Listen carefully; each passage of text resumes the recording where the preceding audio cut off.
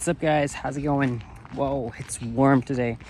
It's a Tuesday, currently without classes. We had this long week off, almost a week actually, from Thursday till Tuesday. Tomorrow's classes are starting again, little Easter holidays.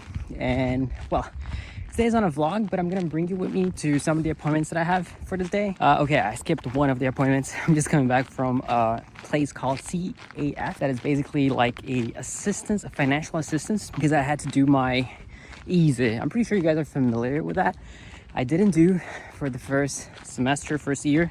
So I had to pay the full amount. It's around 2,000 and something. So it was a pain and it was not nice. So in order to avoid that, I am finally doing that so I don't have to pay it this next year that we are having. It was very smooth. It was easier than I thought. I was a bit concerned because I had to kind of adapt everything that I earned along the year, because it was not in Italy. So I had to do like an ISEE parificato, that's what they call. My friends from Brazil and people abroad are already used to that, and it can get a lot like complicated when you don't earn any money and you have to rely on your parents.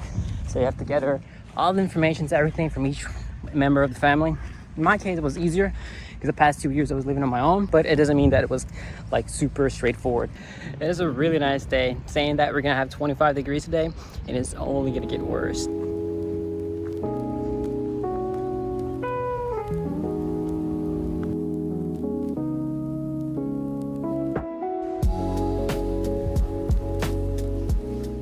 Alright, so back home, just took a shower, more than deserved. It's really warm today. And well, just catching up in what I was saying earlier, I went to the CAF to try to sort the problem in my ISEE.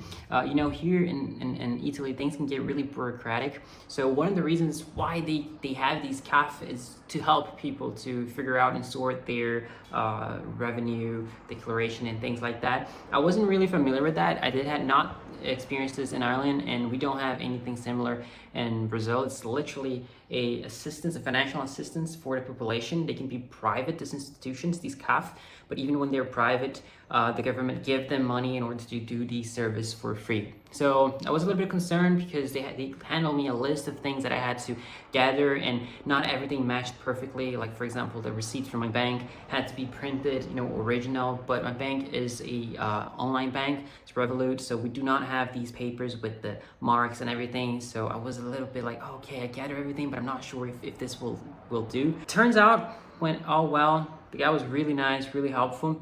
He orientated me a little bit more. I had to sort 2 other papers, but that won't be a problem. I can do that right now and then just send it to him, and hopefully it will be done like in a couple of weeks, or not even that. So now what I'm gonna do, I'm gonna try to go after those papers. I'm gonna study a little bit, and at 5 I have to be in the city center. Really in the city center, because I have like this appointment to talk to the owner of the restaurant to see if we can work out a schedule that is good for everyone. I hope it works out. It's gonna be perfect if it do. I'm also applying to different places using Indeed and different platforms, but I found that the most effective way is just doing the old handling CVs. That usually do the trick.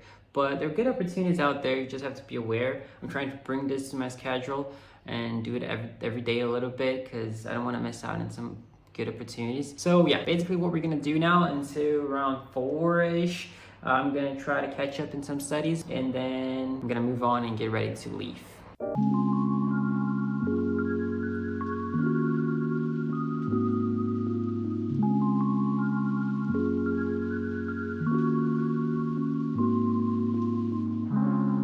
Okay, so just finished catching up on the things I had to. I'm going to eat something and get ready to leave because it's currently 3 in the afternoon. So, go.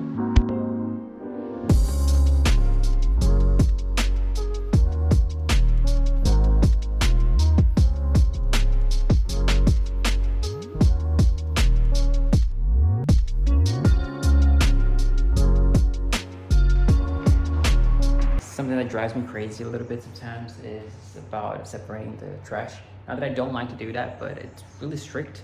And when you're not used to it, it's just, whoa, too crazy. You gotta separate everything. There's like 5 different trashes, 4 different trashes, and then you start realizing how much waste you produce when you start separating them, because everything goes in a different place. So you start thinking about, oh my God, it's a lot of plastic that I'm producing every day. It's just insane. But as I was saying about the house, it's a pretty nice place. I love that this kitchen is closed. There's a door just for the kitchen. Whenever there's like, I love to cook, so whenever there's smell of frying something or something like this, it just doesn't go to the rest of the apartment. It's still a little bit empty. I'm gonna put a couch over here where you can see the chair, but it's great. And the best of all, I think it's like the cherry on top of the cake. It's the amount of space that we have here and the balcony, you know? And it's so sunny.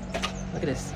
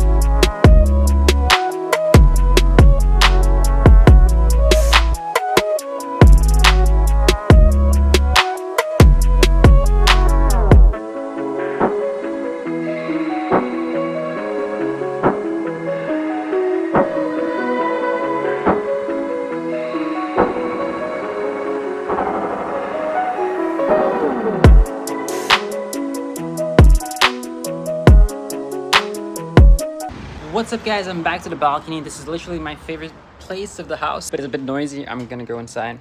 And well, I'm back and it was pretty well. It was actually an interview. It was better than I thought. Let's see how it goes. He says he's gonna get in touch with me like the usual. So if he doesn't get in touch with me like in a day or two, just move on. And my cat is just trying to attack me. Look at it, look at it. Oh my God, doesn't want to be on camera. Anyway, so I'm probably gonna just settle down now and organize some of the things. I always have something to organize. I'm trying to kind of build like a to-do list.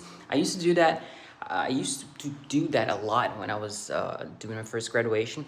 It really helped me to have like in mind everything that I have to do. And whenever I did it, I just take it out of the list. That's really important because things tend to scale up, and then if you are not organized, you're just gonna get yourself into so many things, and that's gonna be really frustrated because you don't want to be in that position. I don't want to be in that position. So I'm trying to organize myself now towards that, and it's so far so good.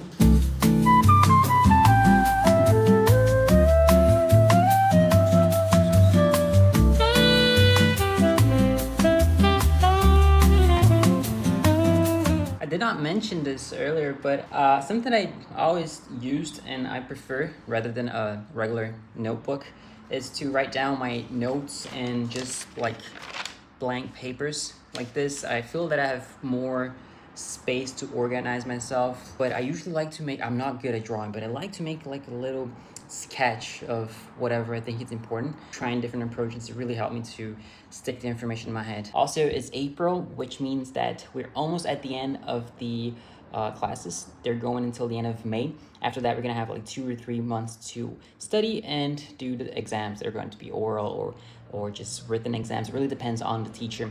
And to be honest, I prefer the ones that is written down, especially the ones that you have only to mark an X, like the IMAT. Speaking out a lot, I am a very outspoken person, but it's just different, you know, like other people just looking at you, trying to see if they can catch one or two questions that could be made possibly, or that could not be made on their turn. So there's a little pressure into it, and everybody handles that in a different way. I still have to organize myself to see which tests I'm going to attempt first. This is very interesting. Don't know if you're aware about this already, but you can take the tests whenever you want. You just decide which one you want to take first. You have these 3 months that you can just book a slot for the test you want to take, and even if you don't succeed, you can retake this test as many times as you want. So let's say, for example, that I get a slot for biochemistry at the very beginning and I don't go well, so I decided to take another slot, let's say a month later, which means that I'm gonna have 2 attempts on these 3 months, and that's totally possible. Even if I don't go well in neither of these options, there will be provided an extra slot, but at the end of the year, December. So there are some specific moments that you can take the exams, and at least here in Bologna, the disciplines from the first and second semester, so the first year of medicine, does not influence on the second year. Which I'm trying to say is that it will not block you from taking the classes and taking the exams of the next year. It will only be a problem at the 3rd year. So that means that when you reach the 3rd year, you have to like 100% pass all the tests and exams from the first semester, the second semester, the 3rd semester, and the 4th semester. Yeah, at least this kind of take the pressure from the moment, you know, because you know you can take this exam later on. Of course, that might be a problem because you're going to be having to conciliate your studies from the disciplines you have already taken and the tests from the current disciplines that you're taking right now. But at least, you know, you have this possibility. All right, guys, so that's pretty much it. No, I did not record as much as I was planning to, but this is just the beginning. I'm still getting used to this vlog thing. I had some attempt before, but I just deleted the videos because I kind of judged myself too much. So I told myself that no matter what, I would be posting this video. So if you enjoyed the video and appreciate what I'm doing, just leave it a like. Don't forget to subscribe if you're new, and I'll be seeing you all in the next video.